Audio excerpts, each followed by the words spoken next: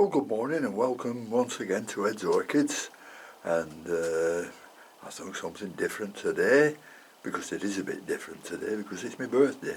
So I thought we'd have a look at Angraecums and give you some thoughts on them and what I do with them and how I like to try and keep them. It's not always possible to do things like that, but we always like to do our best. Now, as you know, all these Angraecums come from the subtropical places of Africa, Madagascar, the Comoro Islands and places like that. And they are rather lithotype, epiphyte, and they're not often found as being terrestrials.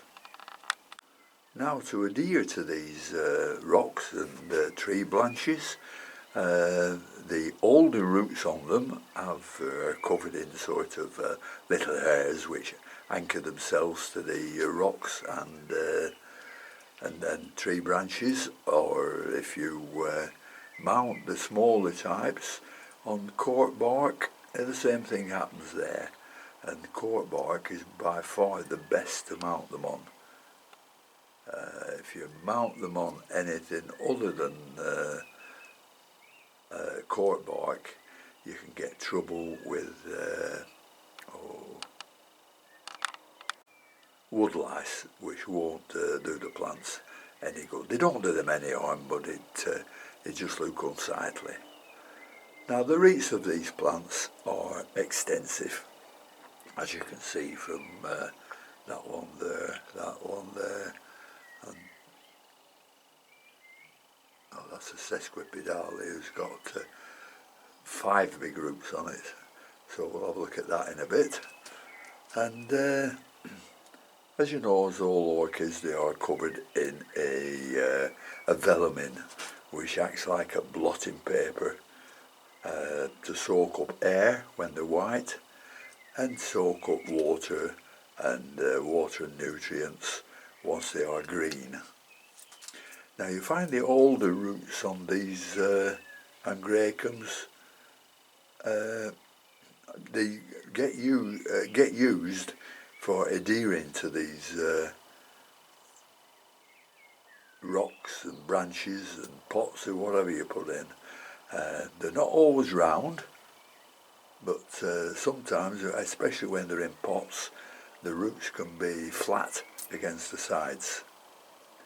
Now, in the middle of these velamin roots, which are generally round, like I've said, is a small, for want of a better word, a small root which delivers the stuff to the plant.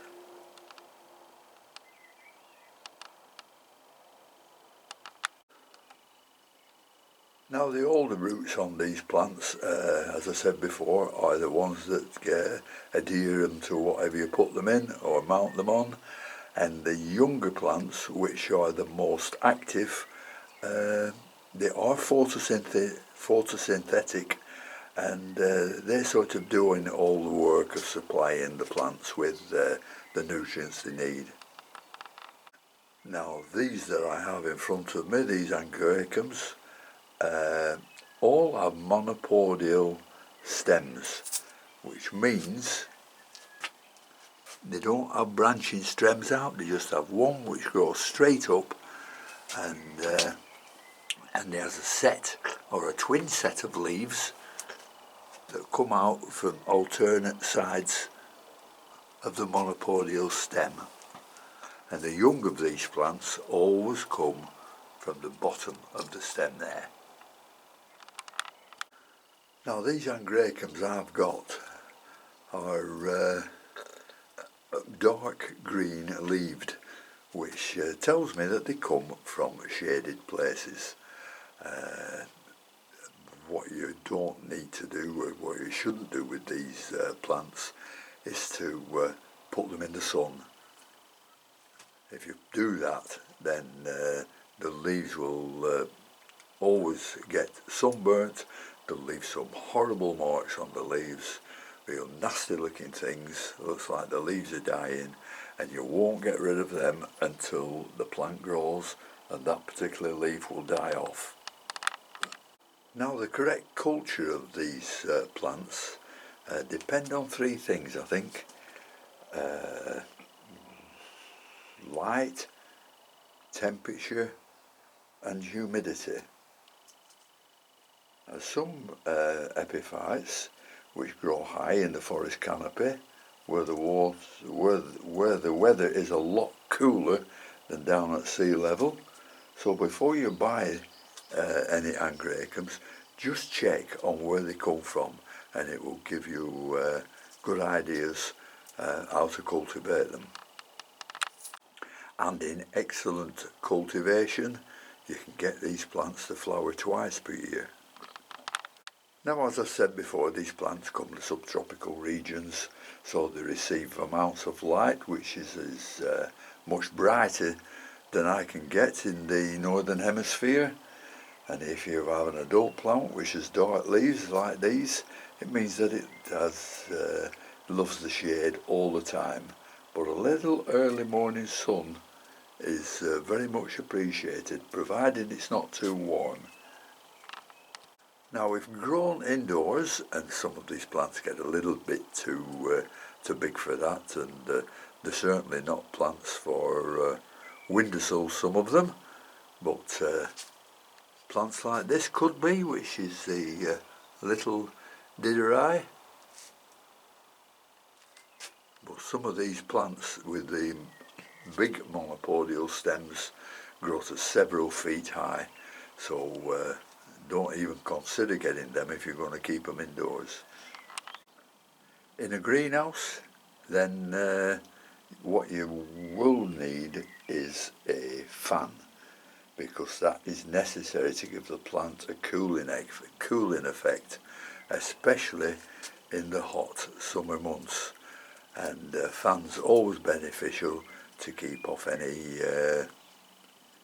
fungi and stuff like that.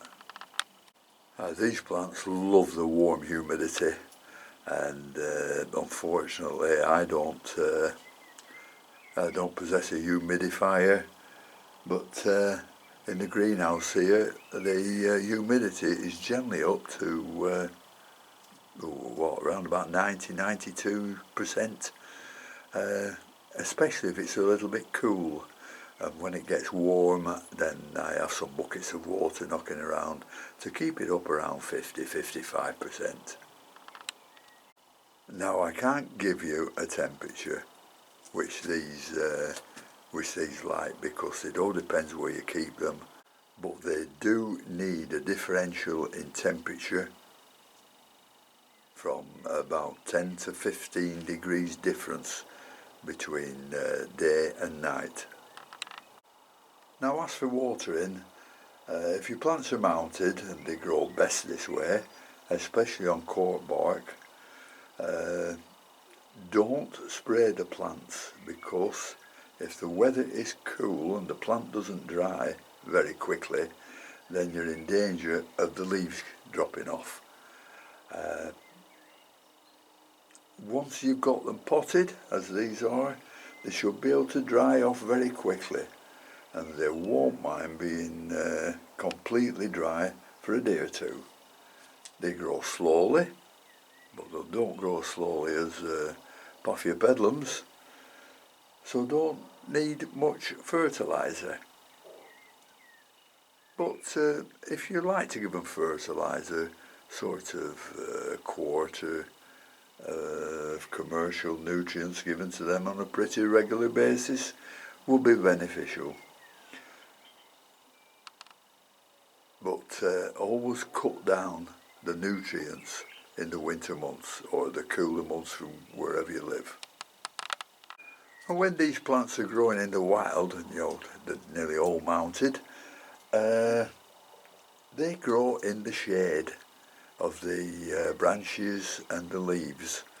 But once the trees start losing the leaves, they become exposed to the weather, and the leaves get a little bit warmer than they should be, and the plant stops growing. And this applies to all your other orchids. So don't forget, if your leaves get warm, the plant will stop growing. And the beauty about these plants is they are not susceptible to a lot of diseases of other plants. I've never had scale on these like I do on the cattleyas, but I do get mealybug from time to time. Well, I don't anymore because I spray them, but once a month. If you do it more than once a month, you're liable to get insecticidal burn on the leaves, which just changes the colour in different places on the leaves. So be careful and you don't give them too much insecticide. But if they do get mealybug and you haven't noticed them, the only way to notice them is a yellowing here on the lower leaves. And if you open up, if I can, the leaf, that looks like it's flowered from there before, you'll find the mealybugs way down there. I'll see if I can find some somewhere. There you are. There's some remnants of dead mealybug down there. So if you see in this area any yellowing, you check for mealybug. Now this quite large plant is a veitchii, and this is the one I've had a few years now, but it got to several feet tall, and there was just leaves on the top, and the monopodial stem was a couple of feet too long, something like that. So I chopped it down because it had some leaves. I left some leaves on, and there you can see where they are. And unfortunately, this hasn't suffered like most of them do. You know, they generally put back 5 years before they start growing again. But this has grown very nicely, and it's still in bark, a bit of coconut husk, and I've never even looked what's in here. As you can see, the roots are absolutely solid. Can't see anything growing there at all, but just the roots going down and down and down. So no new growth on yet there this year. Now this one is a sesquipedale, and that was crossed with Hibernium. I think it was the late 1800s, something like that, early 1900s, and it produced the veitchii.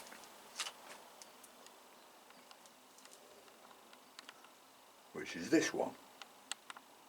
And this now is one of the most popular of the Angraecums. And when this sesquipedale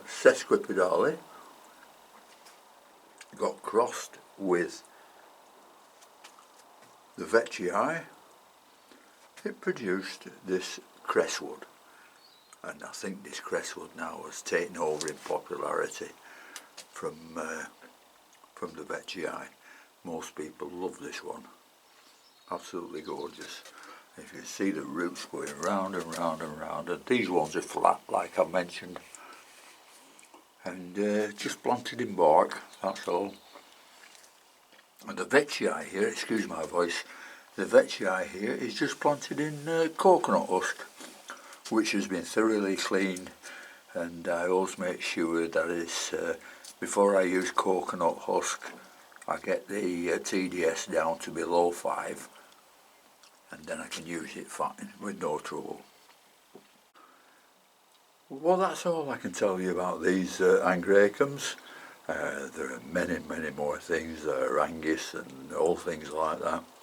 And if you're thinking of getting them, do what I say. Just do your homework on them, and you'll be really rewarded with these type of plants. Absolutely beautiful. So thank you very much for watching, and until next time, I'll see you all later. Bye.